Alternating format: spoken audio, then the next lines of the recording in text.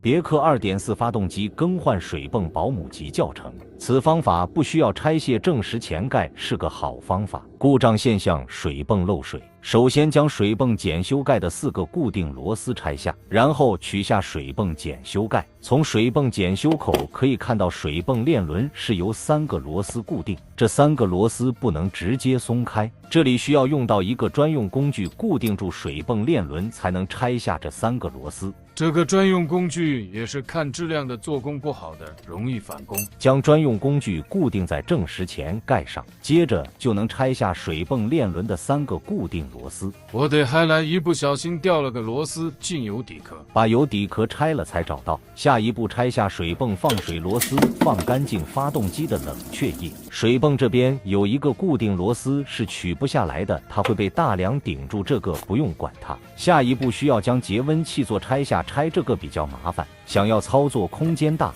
需要将排气气管拆下，这样一来就可以看到整个节温器座了。接下来就可以拆下节温器座的3个固定螺丝，然后将它从水泵上拔出来。节温器座的这个密封圈记得一起更换掉。将水泵的最后一个固定螺丝拆下，就能将水泵取出来了。可以看到水泵链轮被专用工具固定住，装上新的水泵。这里用镜子一次性将水泵的螺丝孔对齐，然后使用扭力扳手以10牛米的扭矩打紧水泵的3个固定螺丝。总体来说，使用专用工具有好处也有坏处。如果翻车了，平衡轴链条张紧器会被卡住，导致发动机异响。所以你是拆正时前盖还是使用专用工具？